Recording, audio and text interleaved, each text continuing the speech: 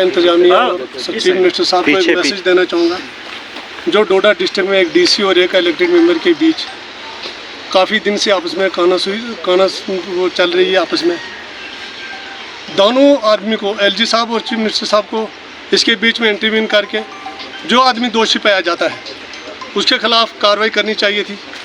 एक आदमी अगर किसी के खिलाफ एक ब्यूरोक्रेट के सामने खड़ा हो जाता है कि आप गलत करते हैं, वही ब्यूरोक्रेट, वही डीसी उठकर उसको पीएसए के तहत अंदर करके अरेस्ट करके उसको जेल भेजता है,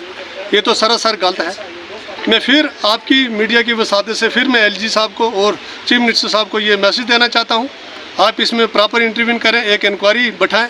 अगर उसमें जो आदमी दोषी पाया जाता है उसके खिलाफ कार्रवाई की जाए, ना कि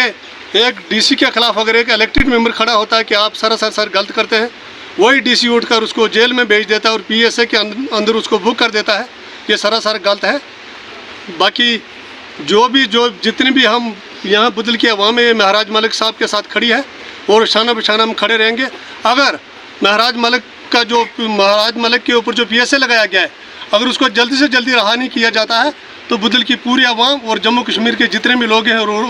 रोड पे आएंगे और कल एडमिनिस्ट्रेशन जो भी है जितना भी है उसको संभालना मुश्किल हो जाएगा। इसी में अतफा कर अवाम यूथ जो है वो महराज मलिक साहब के साथ खड़ी है। तो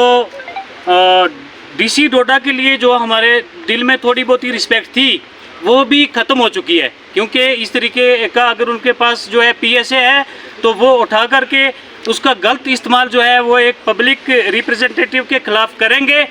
उसका नतीजा जो है वो उनको बहुत जल्द जो है वो मिलेगा।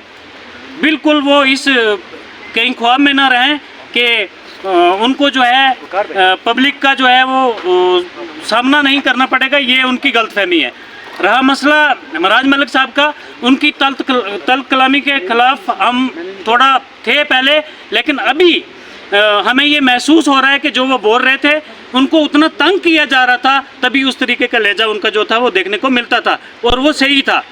अगर ये लोग दलाली नहीं करते हैं तो फिर ये रात को छुप करके पूरे तरीके से प्रोपोगंडा कर करके फिर उनके खिलाफ जो है उन्होंने पीएसए जो है वो लगा दिया। अगर लगाना ही था पीएसए तो कुछ दिन पहले जो है विक्रम रंधावा के खिलाफ क्यों नहीं लगाया? उन्होंने तो जान से मारने की धमकी भी दी थी एक ऑफिसर को, क्योंकि वो मुस्लिम ऑफिसर था और दूसरा जो था धमकी देने वाला वो बीजेपी का बंदा था। अब ये है कि अगर कानून है तो वो सब के लिए बराबर जो है वो इम्प्लीमेंट होना चाहिए, नहीं तो फिर इस तरीके की कानून की खिलाफ वर्जी जो है वो होती रहेगी। फिर आपने जो है पीएसए लगाना है तो हम सब पे लगा दो, कर दो अंदर, अपना अरमान पूरे करो। अगर मारना है, गोली मारनी है, क्या करना है, जो आपका बस चलता है करो, क्योंकि आपकी दादागिरी जब चल रही है, जब आपने पब्लिक को सुनना नहीं है, आवाम की कोई जो है वो